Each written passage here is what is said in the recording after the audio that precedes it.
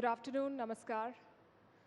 I would say this is the most difficult conversation of this summit because climate change does not have fun political one-liners. Climate change is not dramatic or urgent. Some 50 to 70 countries are going to polls this year.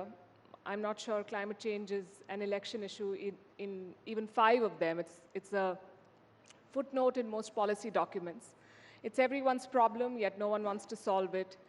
Summers are getting hotter, winters are getting colder, freak weather is becoming more common, billions are being lost in economies the world over, climate refugees pose the next big challenge, and some countries face extinction.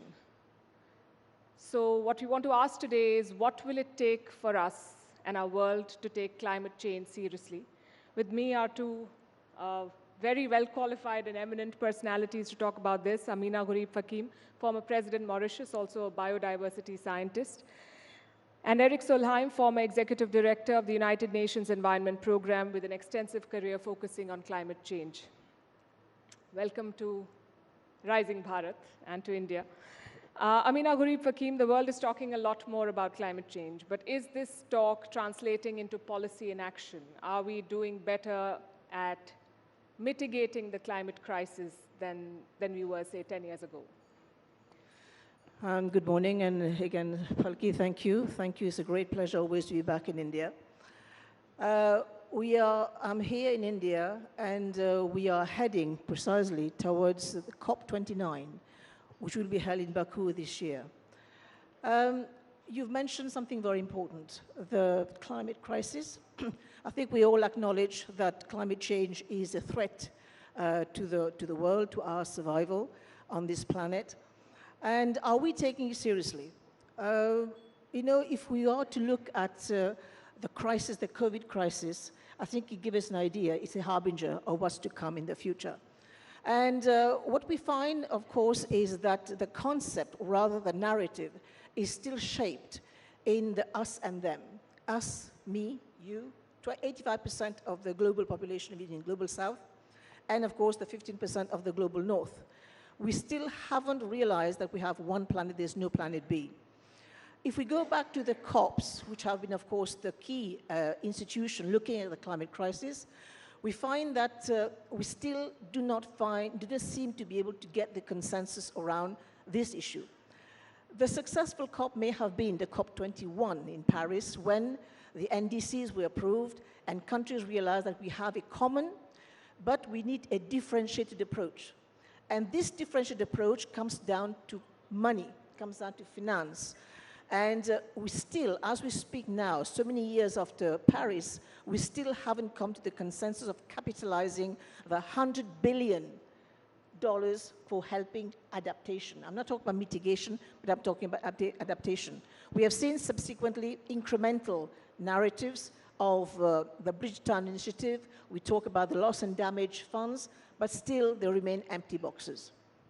It becomes us versus them because someone has to fund climate action. Erik Solheim, and from where I'm seeing it, it's not a problem of money because there are governments that have poured billions of dollars into wars and the wars that suit them. So the money goes to Ukraine, but not necessarily to, say, the Sudan. So there is money. Is this a problem of lack of funds or lack of political will? The money is not the problem. That's what people speak about in international conferences, but it's not really the problem. And the reason for that is very simple. The price of solar energy has fallen by 90% in 1 decade. The price of wind energy has fallen by 85% in 1 decade. So if today, if you make the shift from from coal or from fossil fuels into renewables, not only is good for the health, everyone knows, not only is good for Mother Earth, everyone knows, it's also very good for the economy. It's cheaper, and that's why the calculus of the past was a thing of the past. In the 20th century, if you wanted to grow the economy, there was no other way than coal. That's why Europe did it, America did it, China did it, and India started doing it.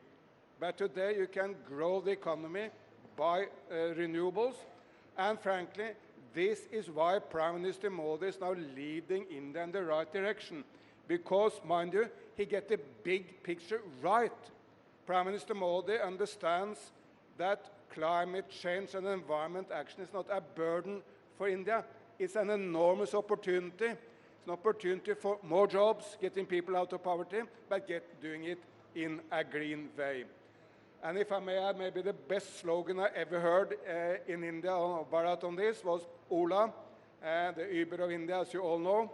They have a wonderful factory in Tamil Nadu, young Tamil ladies making electrical scooters, and the slogan is really captivating. It says, Tesla for the West, Ola for the rest.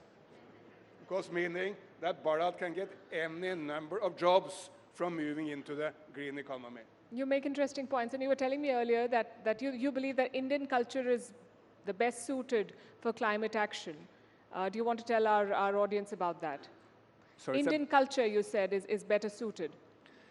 Look, the old Brits had a, to put it mildly, very unfavorable view of the Hindu Dharma, or the traditional Indian culture.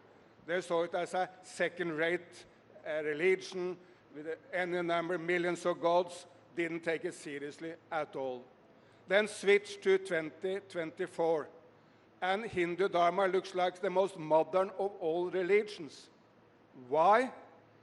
Because, look, in Christianity, while there is a strong drive to protect nature in Christianity, still the perspective is always that the human being is superior. Human being is superior to nature. While in Hindu Dharma, man is part of nature. Man is in nature. And that now looks such a modern perspective. And the old Indians, they venerated nature. They did it even to the extent of making God half animal, half human. I mean, Ganesh, half elephant, half human, Hanuman, half monkey, half human. And can there be a stronger signal of the unity of man, humans, and nature than making God half nature, half human? So what the Brits spoke so negatively about 100 years ago is now looking as the most modern of all global thought systems. That's a very interesting perspective. Ameenah Gurib-Fakim, your thoughts on what India is doing, and countries like India, even China, have developmental requirements. Same with Mauritius. As the president, I'm sure you've seen this firsthand, the challenges that climate change poses to you and your people. So you have to find a way to balance the two. How do you think these countries are doing? First of all, I just pick up to what Erik has just said. The approach that the global south and India, Asia, of course, and China, I think the approach is that we are very much part of the ecosystem and that we need to start respecting nature, and the solutions will be, of course, in nature. But you mentioned something about the challenges of climate and how India and in most Asian countries, even China, are tackling. I think the plan is there. There is a game plan to address this. I think many of the rising emerging economies, of course, India is one of them, they have a plan. But I have a but. We are all integrated in the global economy. And this, of course, is the lifeblood of any country, is to see to it that trade increases so that jobs can be created. And my concern is that because of the competition, because of the moving geotectonic plates around the world, especially now that India and China are rising, is that there could be a break to this rise. And the break will come because when we start tying down trade to the climate. It's a good point, but there is a downside to it. It can become a break. I mean, also have to bring in Africa, because this is where I hail from, is that there will be a tendency to link up trade to cleaner technologies. And those countries that haven't played catch up, they will find big problems in terms of precisely benchmarking themselves to that level to see to it that trade happens. And that's what I fear will be the tendency moving forward. And I think this is where I think India, I'm sure, is already mindful of the way that she's going to progress in the future, because India is set to become, of course, now we are fifth, is going to be, of course, higher in the ranking of emerging economies. So this is something that has to be borne in mind. You mentioned the the debate on who is going to take responsibility, and that also brings us to the point of historical responsibility, and there are countries that have contributed more to emissions. Do you think that's a valid point that the Global South makes, and do you feel let down by rich countries that do not put their money where their mouth is? Absolutely. I mean, if you look at the continent of Africa, it has been less than 3% in terms of global emission. The Global North has been 25% as we speak. There has been an initiative to capitalize the fund, and here I make a pledge for more funds for adaptation. And where we are falling short is that the needs of the Global South, excluding China, is $1 trillion per year. And I don't see any country or any institution that is able to actually match and bring forward this amount of fund. So this will be the race. And again, the 100 billion which has come on board since Paris hasn't been capitalized. We still have a gap. And if you look at 100 billion in the world global economy of 100 trillion, it's not a lot. But I don't see the will or the appetite to take this risk to help poorer countries adapt. And this is where we are failing, because the future of the world will depend on the growth in the Global South. And of course, the prosperity in Global South matters. If you take one item like immigration, we find that how much this is impacting, of course, the Global North and, of course, the Global South economies. Is it domestic politics, Erik Solheim, that impacts this? Because we've seen climate deniers take high offices. We've seen the former US president who's in the race again. We've seen others. We've seen that when governments change, and now we're looking at many elections across the world, some regimes come with more intense and focused climate policies and others do not, and we know that climate action requires consistency. So do you think domestic politics plays a role, and how can we change that? Look, first of all, of course, no one should blame India or the Global South for climate change. The emissions of the United States of America up to this point are 25 times Indian emissions per capita. So stop blaming the Global South. By the way, American emissions are also 8 times Chinese emissions per capita. So get that out of the picture. The one thing the environment movement gets wrong, in my view, is it sometimes framing the message as a message for the young and trendy. But the message cannot be just for the young and trendy in Mumbai or Bengaluru. It must also be for the farmer in Uttar Pradesh, or for the coal worker in Jharkhand, or for the housewife in Telangana. I mean, it must be for the people. And the message is sometimes also so incredibly boring, it doesn't really work. So we need a better messaging to the people.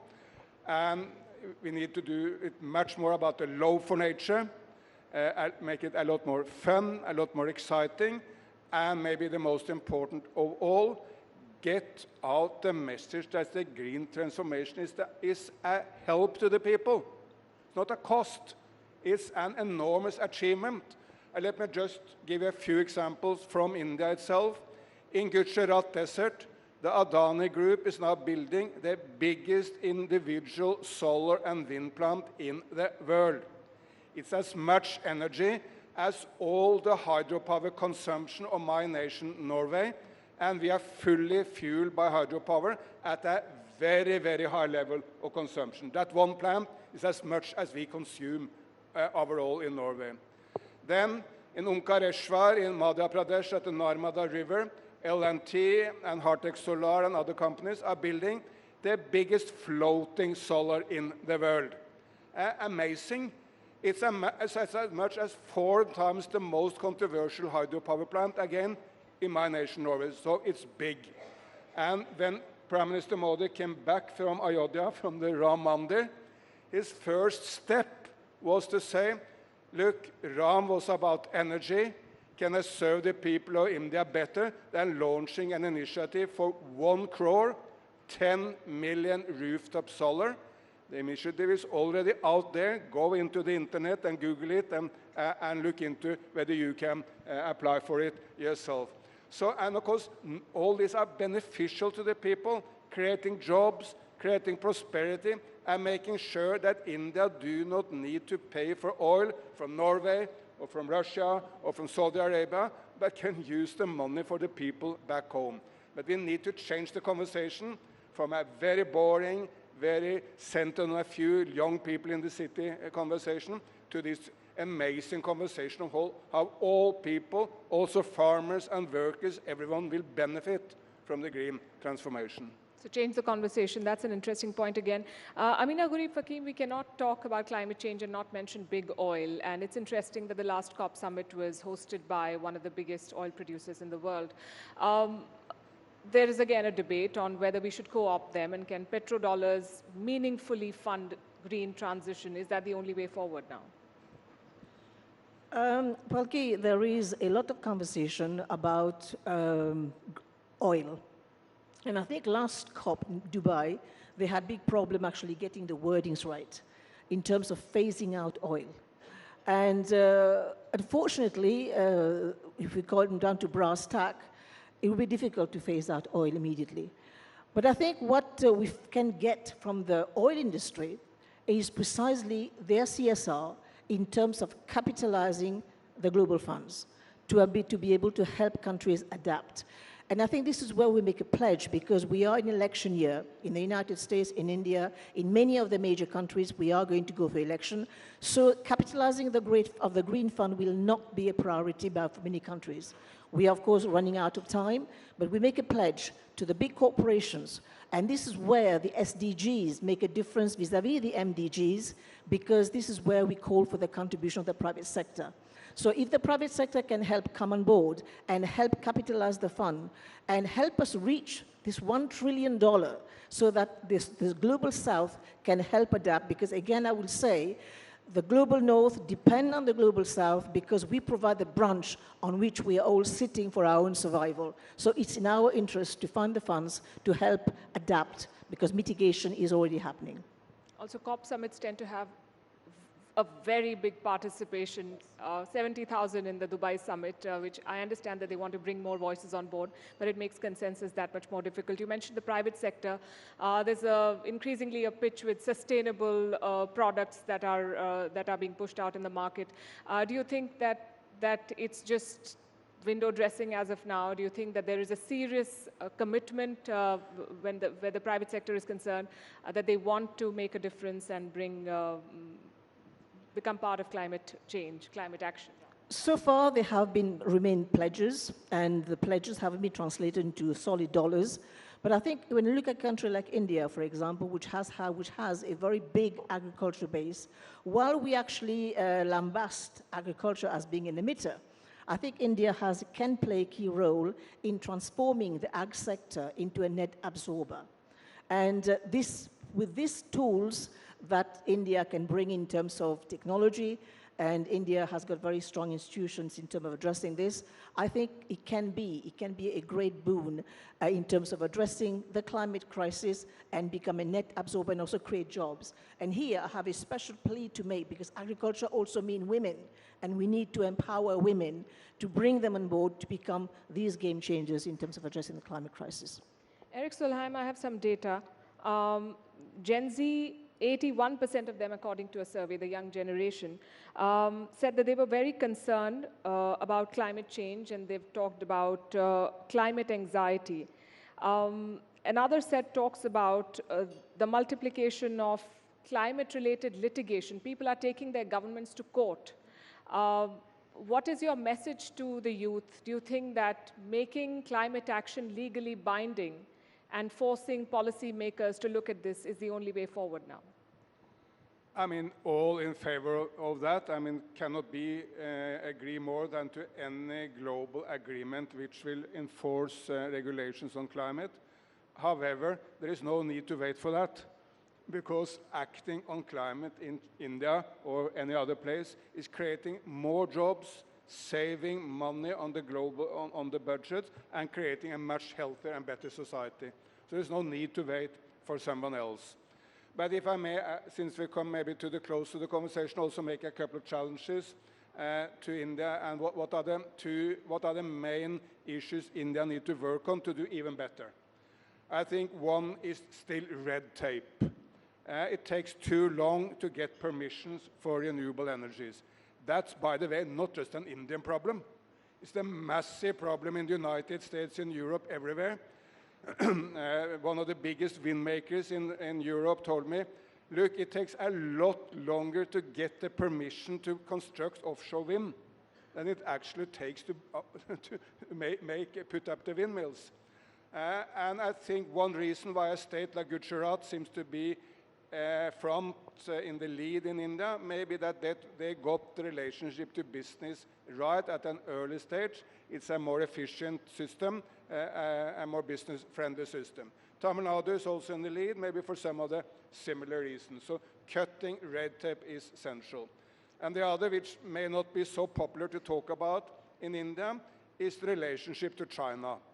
Because China is 60% of everything green in the entire world. Don't look to the West. They're far behind India. The only nation in the world which may be ahead of India is China. China has 60% of wind, solar, hydropower, electric cars, electric batteries, high-speed rail, whatever you look to, China is dominating. I think I'm going to interrupt there. Just one second on that. So the relationship between China and India is key, because tapping into this technology for India, while at the same time onshoring the jobs here. I mean, people in Bharat need jobs, so that is a first-rate issue for the development of renewables. India-China is a whole different conversation. Time is up, but I want one last word from you, your message to climate deniers. Climate is happening, climate change is happening, and I think all the indicators are pointing to this. But what I would like to see is more power, more technology, more finance to help us all together ride because time is running against us. And let's empower the youth, because I think it's their planet at the end of the day. So we need to empower them. We need to empower women to actually bring on board the changes that we'd like to see. Thank you. Right. As they say, we are the first generation to feel the impact of climate change, and we may be the last generation that can do something about it. Thank you very much for your thoughts and for being here today.